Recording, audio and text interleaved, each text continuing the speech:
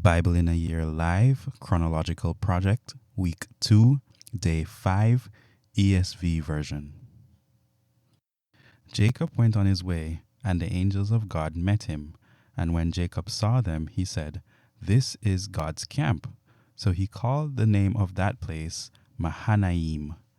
And Jacob sent messengers before him to Esau his brother in the land of Seir, the country of Edom, instructing them, "Thus you shall say to my lord Esau, Thus says your servant Jacob, I have sojourned with Laban and stayed until now. I have oxen, donkeys, flocks, male servants, and female servants. I have sent to tell my lord in order that I may find favor in your sight." And the messengers returned to Jacob, saying, "We came to your brother Esau, and he is coming to meet you, and there are 400 men with him." Then Jacob was greatly afraid and distressed. He divided the people who were with him and the flocks and herds and camels into 2 camps, thinking, "If Esau comes to the one camp and attacks it, then the camp that is left will escape." And Jacob said, "O God of my father Abraham, and God of my father Isaac, O Lord, who said to me, Return to your country and to your kindred, that I may do you good. I am not worthy of the least of all the deeds of steadfast love and all the faithfulness that you have shown to your servant. For with only my staff I crossed this Jordan, and now I have become 2 camps. Please deliver me from the hand of my brother, from the hand of Esau, for I fear him that he may come and attack me, the mothers with the children. But you said, I will surely do you good and make your offspring as the sand of the sea, which cannot be numbered for multitude." So he stayed there that night, and from what he had with him he took a present for his brother Esau, 200 female goats and 20 male goats, 200 ewes and 20 rams, 30 milking camels and their calves, 40 cows and 10 bulls, 20 female donkeys and 10 male donkeys. These he handed over to his servants, every drove by itself, and said to his servants, "Pass on ahead of me and put a space between drove and drove." He instructed the first, "When Esau my brother meets you and asks you, 'To whom do you belong? Where are you going? And whose are these ahead of you?' Then you shall say, 'They belong to your servant Jacob. They are a present sent to my lord Esau, and moreover, he is behind us." He likewise instructed the second and the third, and all who followed the droves. You shall say the same thing to Esau when you find him. And you shall say, "Moreover, your servant Jacob is behind us, for he thought, I may appease him with the present that goes ahead of me, and afterward I shall see his face. Perhaps he will accept me." So the present passed on ahead of him, and he himself stayed that night in the camp. The same night he rose and took his 2 wives, his 2 female servants, and his 11 children, and crossed the ford of the Jabbok. He took them and sent them across the stream, and everything else that he had. And Jacob was left alone, and a man wrestled with him until the breaking of the day. When the man saw that he did not prevail against Jacob, he touched his hip socket, and Jacob's hip was put out of joint as he wrestled with him. Then he said, "Let me go, for the day has broken." But Jacob said, "I will not let you go unless you bless me." And he said to him, "What is your name?" And he said, "Jacob." Then he said, "Your name shall no longer be called Jacob, but Israel, for you have striven with God and with men and have prevailed." Then Jacob asked, "Please tell me your name." But he said, "Why is it that you ask my name?" And there he blessed him. So Jacob called the name of the place Peniel, saying, "For I have seen God face to face, and yet my life has been delivered." The sun rose upon him as he passed Penuel, limping because of his hip. Therefore to this day the people of Israel do not eat the sinew of the thigh that is on the hip socket, because he touched the socket of Jacob's hip on the sinew of the thigh. And Jacob lifted up his eyes and looked, and behold, Esau was coming, and 400 men with him. So he divided the children among Leah and Rachel, and the 2 female servants, and he put the servants with their children in front, then Leah with her children, and Rachel and Joseph last of all. He himself went before them, bowing himself to the ground 7 times until he came near to his brother. But Esau ran to meet him and embraced him, and fell on his neck and kissed him, and they wept. And when Esau lifted up his eyes and saw the women and children, he said, "Who are these with you?" Jacob said, "The children whom God has graciously given your servant." Then the servants drew near, they and their children, and bowed down. Leah likewise and her children drew near and bowed down. And last Joseph and Rachel drew near, and they bowed down. Esau said, "What do you mean by all this company that I met?" Jacob answered, "To find favor in the sight of my lord." But Esau said, "I have enough, my brother. Keep what you have for yourself." Jacob said, "No, please. If I have found favor in your sight, then accept my present from my hand. For I have seen your face, which is like seeing the face of God, and you have accepted me. Please accept my blessing that is brought to you, because God has dealt graciously with me, and because I have enough." Thus he urged him, and he took it. Then Esau said, "Let us journey on our way, and I will go ahead of you." But Jacob said to him, "My Lord knows that the children are frail, and that the nursing flocks and herds are a care to me.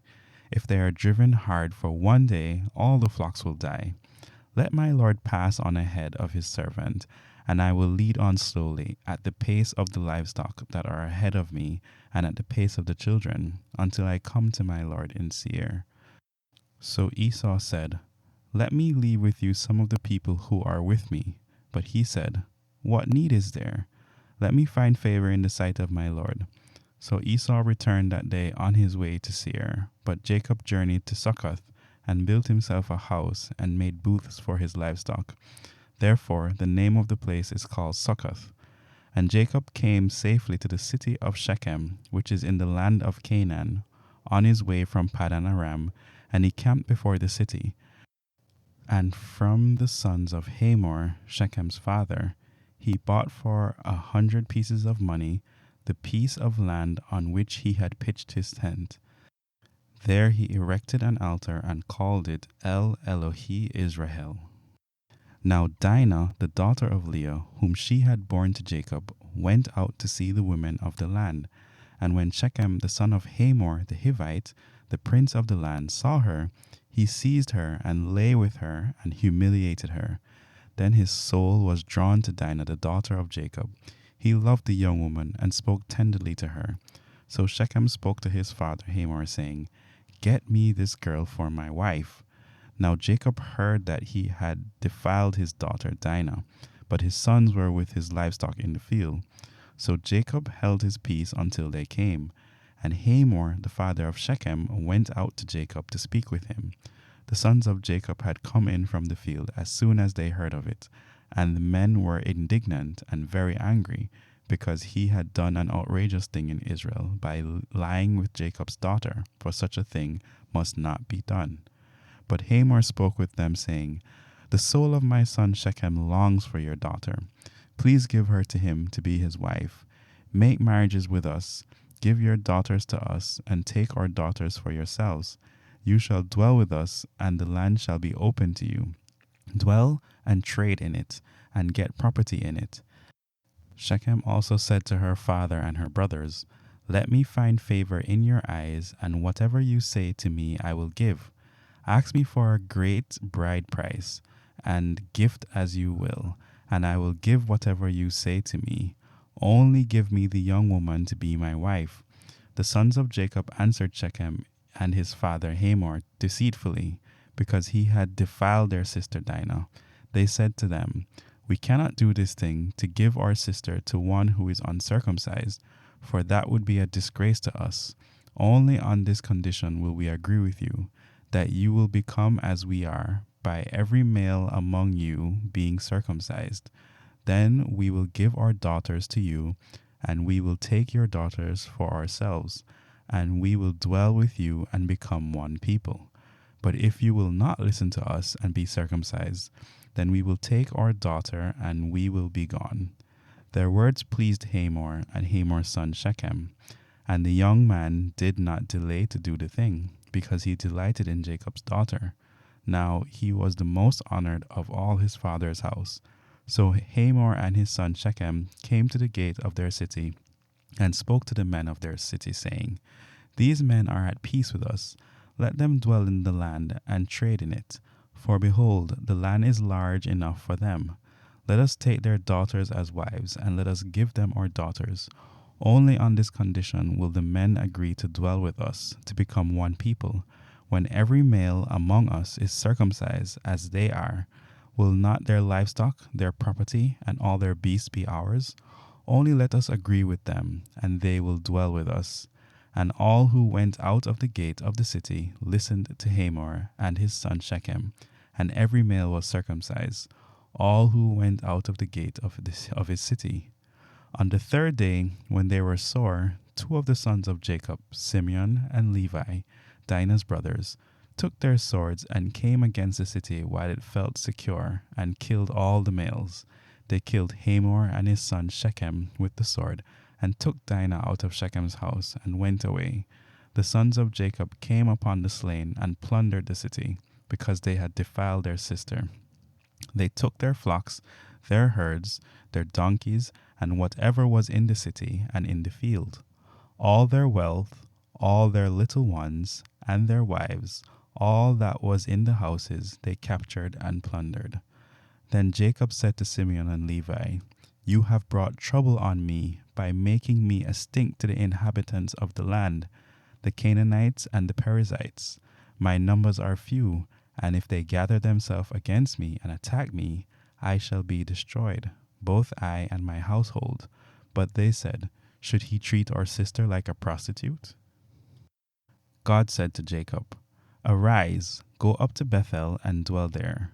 Make an altar there to the God who appeared to you when you fled from your brother Esau. So Jacob said to his household and to all who were with him, Put away the foreign gods that are among you, and purify yourselves, and change your garments. Then let us arise and go up to Bethel, so that I may make there an altar to the God who answers me in the day of my distress, and has been with me wherever I have gone. So they gave to Jacob all the foreign gods that they had, and the rings that were in their ears. Jacob hid them under the terebinth tree that was near Shechem. And as they journeyed, a terror from God fell upon the cities that were around them, so that they did not pursue the sons of Jacob. And Jacob came to Luz, that is Bethel, which is in the land of Canaan, he and all the people who were with him. And there he built an altar and called the place El Bethel, because there God had revealed himself to him when he fled from his brother.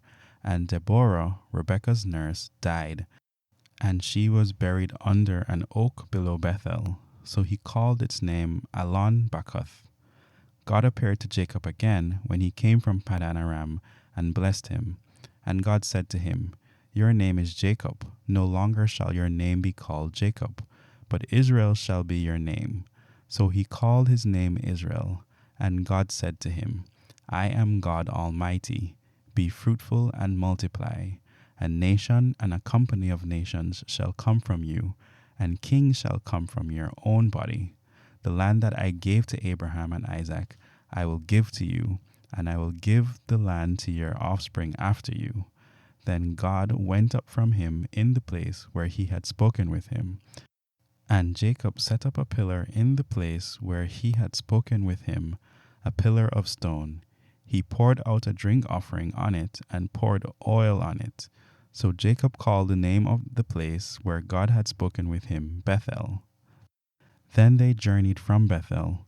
When they were still some distance from Ephrath, Rachel went into labor, and she had hard labor. And when her labor was at its hardest, the midwife said to her, Do not fear, for you have another son. And as her soul was departing, for she was dying, she called his name Benoni. But his father called him Benjamin. So Rachel died, and she was buried on the way to Ephrath, that is Bethlehem. And Jacob set up a pillar over her tomb. It is the pillar of Rachel's tomb, which is there to this day. Israel journeyed on and pitched his tent beyond the tower of Eder. While Israel lived in that land, Reuben went and lay with Bilhah his father's concubine, and Israel heard of it. Now the sons of Jacob were 12. The sons of Leah, Reuben, Jacob's firstborn, Simeon, Levi, Judah, Issachar, and Zebulun. The sons of Rachel, Joseph, and Benjamin. The sons of Bilhah, Rachel's servant, Dan and Naphtali. The sons of Zilpah, Leah's servant, Gad and Asher. These were the sons of Jacob who were born to him in Paddan Aram. And Jacob came to his father Isaac at Mamre, or Kiriath Arba, that is Hebron, where Abraham and Isaac had sojourned.